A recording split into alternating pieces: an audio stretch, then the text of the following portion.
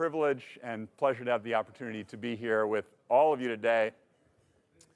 I want to talk to you a little bit about our view of the future of security and how security is going to be developed and delivered over the next decade and why we think it's going to be a lot better than it is today. And before we talk about the future, I want to just say a few words that are surely all familiar to you about the state of the world today, which is that, as we all know, today's targeted attackers have the persistence and the patience to execute their campaigns over years. They develop very sophisticated social engineering techniques to target victims. And once they're inside environments, they'll do everything they can to stay there until they get what they're after. And so what about defenders? Well, you would think with all the security products out there and with new security startups sprouting up every day that enterprises would be able to keep attackers out, but we know that often isn't the case. And so why is that? Well, for one thing, we're fundamentally fighting an asymmetric battle. Right? Attackers know the blueprints to our defenses. They can buy security products just as easily as any of us can, learn their weaknesses. So we're at a disadvantage right out of the gate. And furthermore, that's why we all practice defense in-depth strategies, right? Where we have lots of products at lots of different tiers, because we figure attackers may get by one or two of those products, but they're not going to get by all of them. That's what we'd like to think.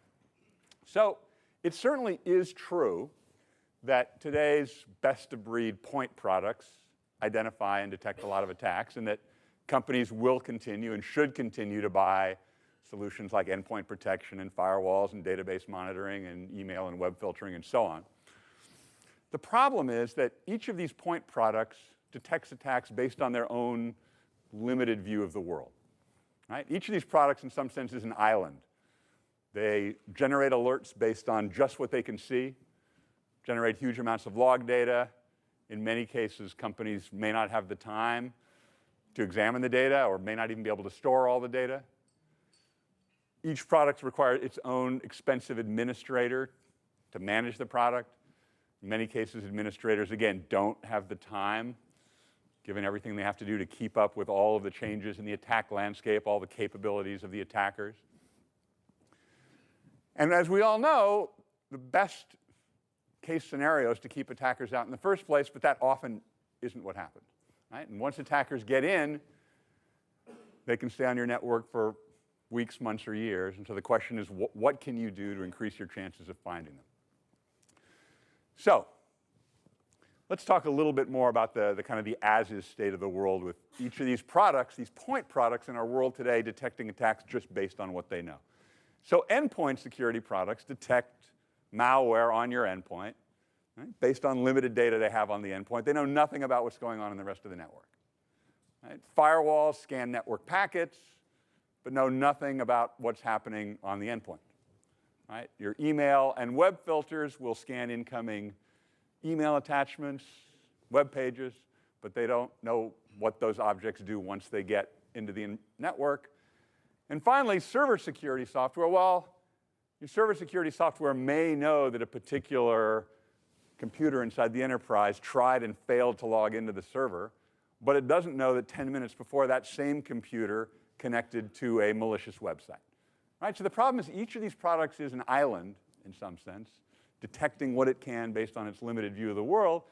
And furthermore, it's not just the products, it's really your enterprise. Every enterprise is an island in some sense. When it comes to protecting yourself, you're on your own.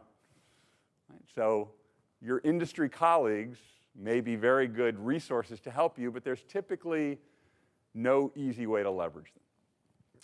So a natural thing one might think is, all right, you got all this data, you got each of these products generating lots of data. Why don't we use some kind of security incident and event manager, SIM, to correlate all this data? After all, SIMs are capable of correlating large numbers of events. Lots of corporations have them. Why aren't they solving this problem?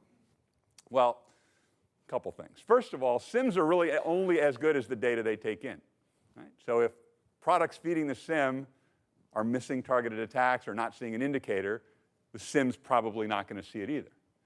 Furthermore, SIMs are really capable only of correlating suspicious events that fit into their limited time window.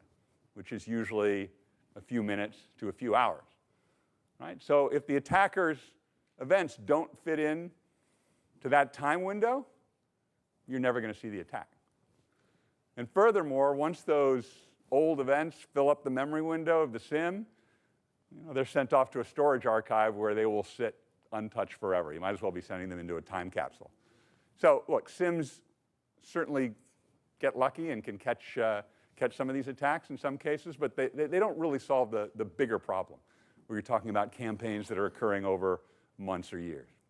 All right, so another thing you might think is, well, why don't we just build integrations between all security products so that they all talk to each other and share information? Right? After all, as an industry, we could potentially build a lot of tight integrations so that products all share information to raise their mutual efficacy. The problem is this approach doesn't easily scale. Right? You've got N products talking to N other products. That's N squared connections. That's a huge amount of complexity and just not the right way to solve the problem. So let's kind of talk about then this, kind of summarize what I call the as-is, the state of the world today, the world of security. So first of all, managing security is expensive, lots of point products, hard to keep up with the attacker landscape, changes in the threat landscape, attacker capabilities. And integration is fundamentally a manual and a complex process. Every enterprise is an island. Each company is on its own.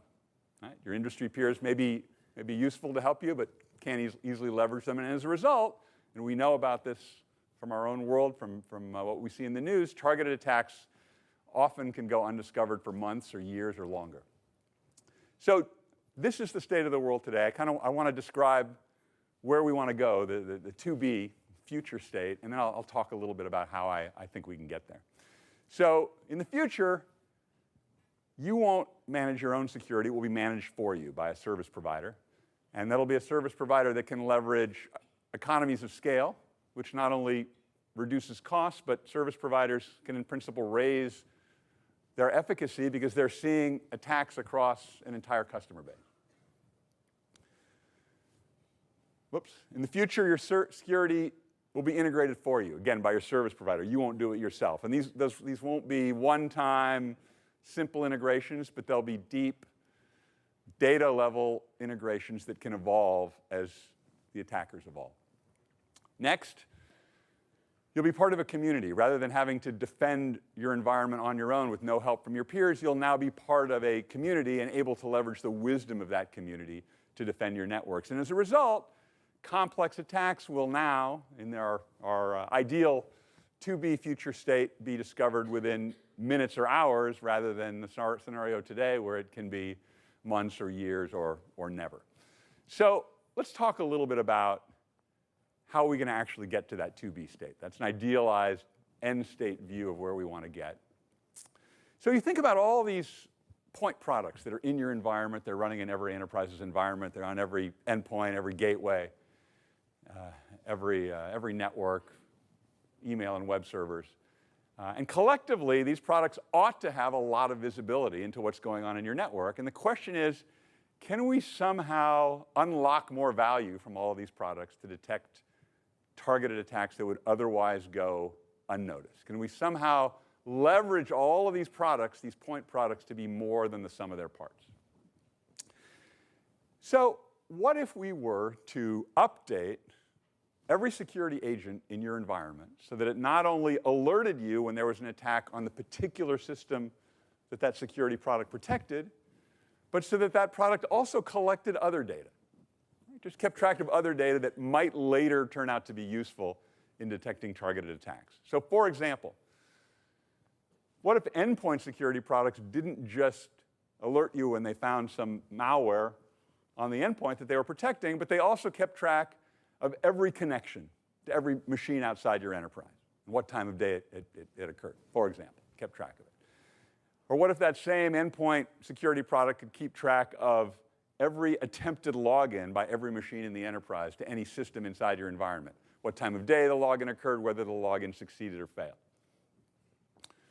Or what if your email filters didn't just block malicious spam, malicious emails, but also kept track of things like the email sender address, embedded attachments, embedded URLs, and so on. And what if you had all this information in one place? Right? So you had every connection from every machine in one place.